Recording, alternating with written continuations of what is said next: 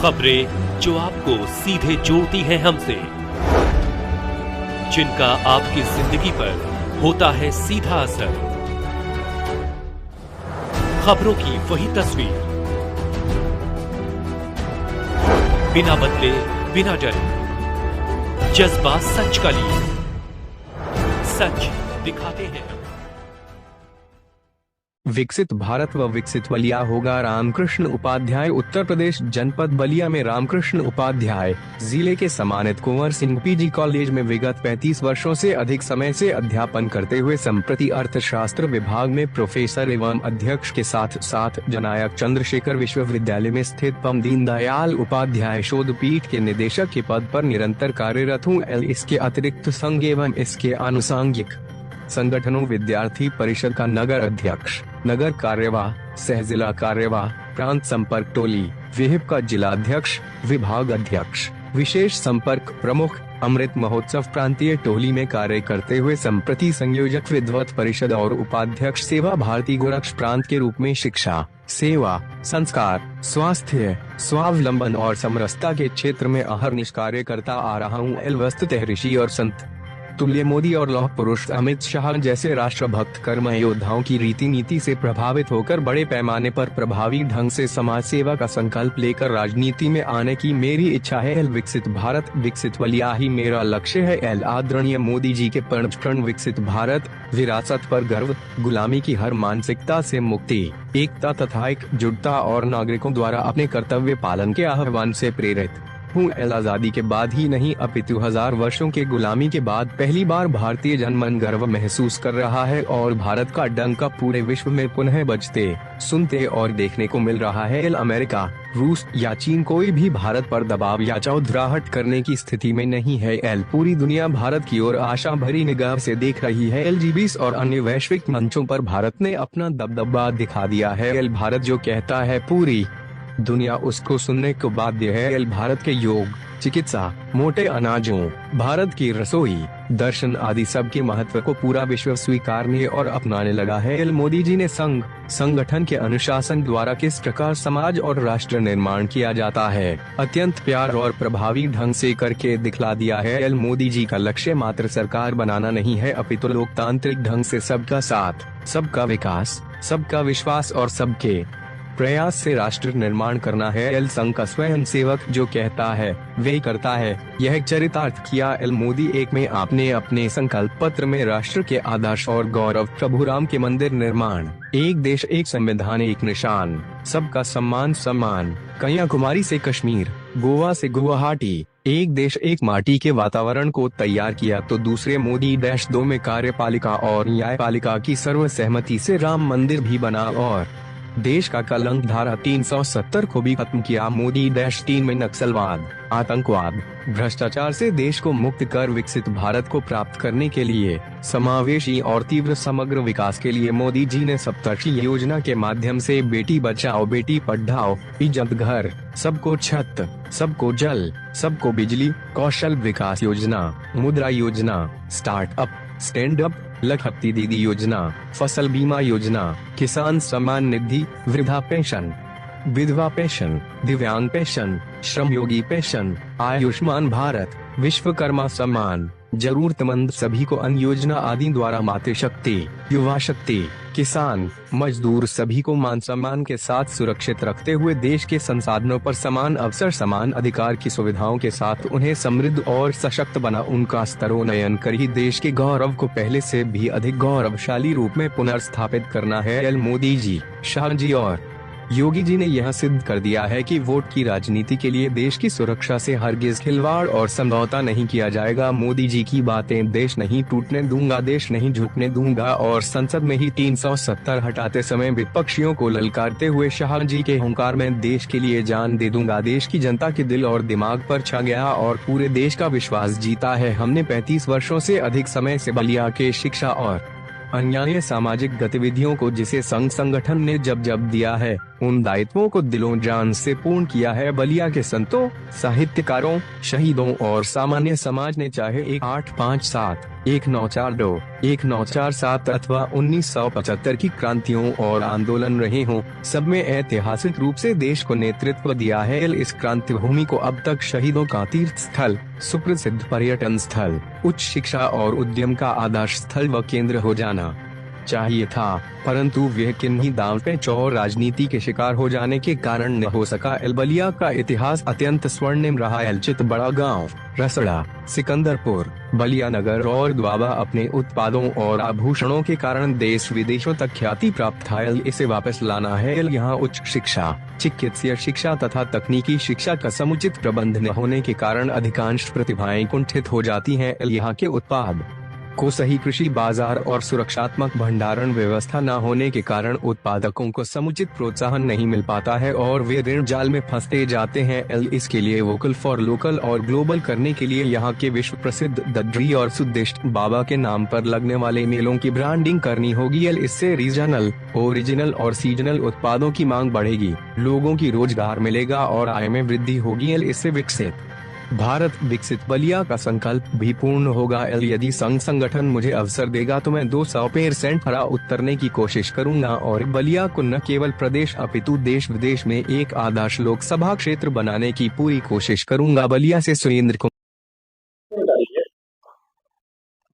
मैं रामकृष्ण उपाध्याय संप्रति Kunwar Singh PG college में अर्थशास्त्र विभाग में प्रोफेसर और हेड हूँ और साथ ही साथ जननायक चंद्रशेखर विश्वविद्यालय में पंडित दीनदयाल उपाध्याय शोध पीठ का निदेशक हूँ। 2024 का लोकसभा चुनाव आज जिस तरह में आप भी इस मैदान में टिकट के लाइन में हैं, क्या करूँ, क्या नीतियाँ है भारतीय जनता पार्टी की, आपका भारत चुनाव लड़ने की करेगा? वस्तुतः मैं मोदी जी, ऋषि तुल्य संत मोदी जी और लौह पुरुष अमित शाह जी के रीति नीति से अत्यधिक प्रभावित हूं। उनका राजनीति में जिस तरह से मोदी जी संघ से आए और राजनीति में छा गए और उन्होंने देश सेवा करके दिखला दिया कि किस प्रकार से देश की सेवा की जा सकती है। हजारों वर्ष पहले तक भारत के जनमन कभी गर्व महसूस नहीं करते। मोदी जी के आने के बाद विश्व पटल पर जिस तरह से भारत का नाम रोशन हुआ है और जिस तरह से जनमन उनसे प्रसन्न और गौरव महसूस करता है, उसी से प्रभावित होकर के मैं भी सोचा कि इस क्षेत्र में आकर के अपना जो सामाजिक सेवा, शिक्षा, सेवा, समर्पण, स्वावलंबन, समरसता का कार्य करता हूँ, संस्कार केंद्र का काम करता हूँ, उस चीज को बढ़ाएं। विकसित राष्ट्र, विकसित भारत, विकसित बलिया के लक्ष्य को लेकर के मैं राजनीति में आने की इच्छा रखता हूँ, इसीलिए प्रयास कर रहा हूँ। आप जब चुनाव मैदान में थे, क्या आपके एजेंडा है, क्या चुनाव लड़ेंगे, क्या यहाँ के लिए क्या करेंगे, क्या आपको क्या चीज करेंगे? बलिया संतों, साहित्यकारों, शहीदों की भूमि और बलिया 1857 हो, 1942 हो, 1947 हो, 1975 हो, देश की जो भी क्रांतियां हुई उसमें बलिया ने बड़ी अगुवाई की। बलिया को अब तक तीर्थ स्थल होना चाहिए, पर्यटन स्थल होना चाहिए, शिक्षा का उच्च केंद्र होना चाहिए, उद्यम का यहाँ पराकाष्ठा होना चाहिए, लेकिन दुर्भाग्य ये नहीं हो सका। इसी को मैं चाहता हूँ कि बलिया, बहुत पहले बलिया के कुछ क्षेत्र तो देश ने विदेश में थे। बलिया का चितबड़ा गांव, बलिया का रसड़ा, बलिया का सिकंदरपुर, बलिया के द्वाबा के उत्पाद और आभूषण देश विदेश में जाया करते थे। बलिया का विश्व प्रसिद्ध सुदिष्ट बाबा का मेला और ददरी मेला को इस प्रकार से चाहता हूं आ जाए, विश्व पटल पर जैसे था वैसे आए। इससे क्या होगा, इसको लोकल, वोकल और ग्लोबल करके लाना है। यहाँ के उत्पाद को रीजनल, सीजनल, ओरिजिनल को ब्रांडिंग कराएंगे, उन बाजारों को, उन मेलों को इस तरह से ऊपर उठाने की कोशिश करेंगे कि दुनिया से जैसे लोग आते थे वैसे आने लगे। और उससे फायदा क्या होगा, उससे ये होगा कि यहाँ का उत्पादन बढ़ेगा, यहाँ रोजगार बढ़ेगा, यहाँ का आय बढ़ेगा, यहाँ का सब कुछ सर्वोच्चता पर जाएगा और यहाँ की जो गरीबी है वो दूर होगी। यहाँ शिक्षा के लिए जो लोग बाहर जाते हैं वो नहीं जाना पड़ेगा। इसके लिए उच्च शिक्षा, तकनीकी शिक्षा और चिकित्सीय शिक्षा की उच्च व्यवस्था करना, उच्च स्तर पर करना होगा और तभी ये बलिया पुनः अपने गौरव को प्राप्त कर सकेगा। मैं इसी निमित्त आगे बढ़ने की कोशिश कर रहा हूँ। आपने अभी बताया बलिया सबसे पहला यह दुआ हर चीज में भूमिका अपनी निभाई, फिर भी आज भी पीछे है। तो क्या आपको संघ अगर भारतीय जनता पार्टी मौका देती है, अगर जनता आपको अवसर दिलाती है जो अभी तक इतिहास में यहाँ तक जनता आप आते हैं, तो क्या ये सारे समस्या दूर होगी? मैं तो कहता हूँ कि जैसे मोदी जी का कोई हवेली नहीं है, वह मैं आपके सामने संकल्प लेता हूँ कि मेरी भी कोई हवेली नहीं होगी। मेरे यहाँ 72 लोकसभा क्षेत्र बलिया मेरा परिवार होगा। मैं कोई हवेली बनाने के लिए संसद का चुनाव नहीं लड़ रहा हूँ। मैं यहाँ की समाज, यहाँ की जनता जिसने मुझे इतना प्यार दिया है, जिसने इतना मुझे सम्मान दिया है, यहाँ के नगर के क्षेत्र के कुछ बस्तियों को आप जाके देखिए, कभी हमारे साथ चल के देखिए, संस्कार केंद्र जो चलते हैं, जिस तरह से कन्या पूजन होता है, उन क्षेत्रों में आप चल के देखिए किस तरह से वहाँ का प्यार उमड़ता है अपनों के प्रति। हम उनको स्नेह देते हैं, वो मुझे सम्मान देते हैं। इसलिए मैं चाहता हूँ कि बलिया का वह पुनः गौरवशाली बलिया आ जाए जो पहले दुनिया में जाना जाता है। मैं इसी के लिए काम करने के लिए आया हूँ। बलिया श्रेष्ठ भारत, श्रेष्ठ बलिया में आवे। मोदी जी तो मात्र एक गांव, आदर्श गांव का कल्पना किए थे, वह भी लोग बनाने में कितना सफल हुए, आप जैसे पत्रकारों से कोई चीज अछूता नहीं है। मैं चाहता हूं यह बलिया संसदीय क्षेत्र, आदर्श क्षेत्र के रूप में हिंदुस्तान के न केवल संसद में गूंजे, अपितु ये पूरे विश्व पटल पर लोग देखने आवे। ये बलिया है। काशी को लोग देखने जाते हैं, मोदी जी काशी आए, उन्होंने काशी को बिल्कुल भव्यतम बना दिया। मैं चाहता हूं कि बलिया भी वही काशी क्षेत्र का है जो अछूता न रहे, यह भी भव्यतम हो।